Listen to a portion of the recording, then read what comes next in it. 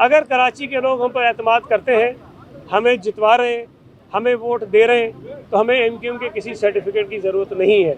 आज सूरत हाल ये है कि MQM किसी इंतखाब में अकेला इलेक्शन लड़ने की पोजीशन में नहीं है। नहीं, रेड लाइन का प्रोजेक्ट देखें, ऐसा नहीं है कि वो सिंध हुकूमत का नहीं, हम उसको ओन करते हैं, हमारा प्रोजेक्ट है। लेकिन चूँकि मैं वज़ीर हूँ बल्दियात का, और वो जो प्रोजेक्ट है वो ट्रांसपोर्ट का महकमा उसको देख रहा है, शजीब मेमन साहब उसके वज़ीर हैं, और मैं समझता हूँ कि उन्होंने बड़ी बेहतर अंदाज में इस डिपार्टमेंट को आगे बढ़ाया है, बेहतर अंदाज में उसको ठीक किया है। उनकी कारकर्दगी ऐसी है, और जो वो इस वक्त ईरान में किया, इंशाल्लाह ताला अगले साल में उम्मीद है कि वो मुकम्मल हो जाएगा। लेकिन इतना बड़ा प्रोजेक्ट है, उसकी वजह से शहरियों को तकालीफ ज़रूर होती है, कुछ ना कुछ वो उठा रहे हैं, उस पर मुझसे माजरत चाहते हैं। लेकिन जब ये मुकम्मल हो जाएगा तो वही शहरी जो इस वक्त तकलीफ का शिकार है, उन्हीं को आसानी होगी जो उस रास्ते से गुजरते, रूट से गुजरते। सूबा सिंध में जिनको NHA मोटरवे कहता है, क्या मुझे ये बताइए कि वो मोटरवे के जो मयार हैं उसमें वो पूरे उतरते हैं कि नहीं उतरते? मेरी राय में तो नहीं उतरते। कोई एक सड़क भी पूरे सूबा सिंध में ऐसी नहीं है NHA की जिसको वो ये कह सके कि ये मोटरवे है। हम ये कह रहे हैं कि सहूलतें आप दे नहीं रहे, सड़कें आप बना नहीं रहे, और आप लोगों से जो टूल का उसमें इजाफे करते जा रहे हैं।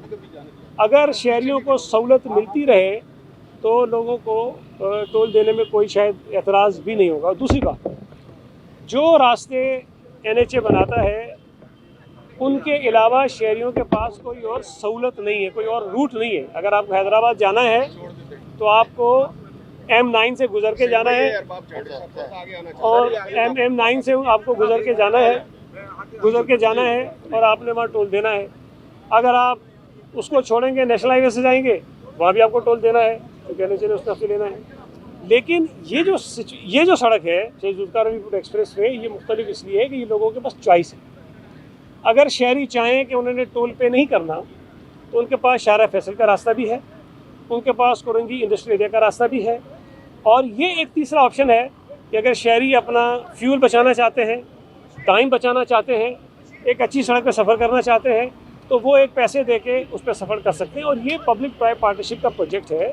इसके अंदर एंड ऑफ द डे जो पैसे लगे हैं वो पैसे लोगों ने पे करने हैं इसके अंदर, तो इसलिए इस पर टोल टैक्स है। लेकिन इसका मुवाजना आप NHA के मोटरवेज के साथ नहीं कर सकते। एक और काम भी हम कर रहे हैं कि जहाँ शाह फैसल पे ये इंटरचेंज पे ये गाड़ी उतरेगी, जो भी यहाँ से मुसाफिर जाएंगे, जो गाड़ी यहाँ से सफ़र करेगी, वो एयरपोर्ट की तरफ जब जाएंगे या इवन अगर कुरंगी की तरफ भी जाना चाहेंगे तो शाह फैसल कॉलोनी से जो गुजरना है उस सड़क को भी हम ठीक कर रहे हैं, इसलिए कि वहाँ कुछ सॉफ्ट इंक्रोचमेंट्स हैं, हम उस पर कुछ सख्ती करेंगे ताकि वो सड़क रवा दवा रहे, उस पर गैर कानूनी पार्किंग ना हो, उस पर पत्थरें ना लगें, उस पर किसी शहरी को आने जाने में भी तकलीफ़ ना हो। उसके साथ साथ एक वहाँ बीच में राउंड अबाउट है, उसको भी रीडिज़ाइन करने का प्लान है, उसको हम करेंगे।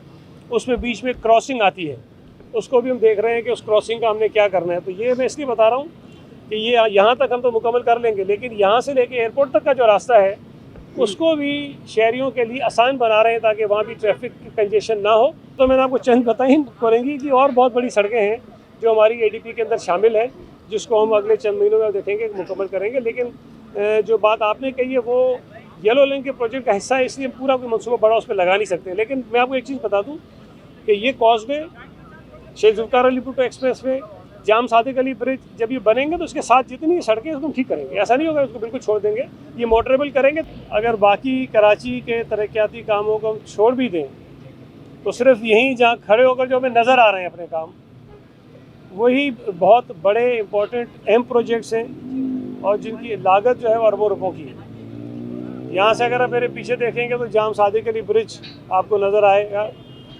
और वो काफ़ी पुराना ब्रिज है, लेकिन उसके साथ साथ एक नया ब्रिज इस वक्त ज़ेर तामीर है।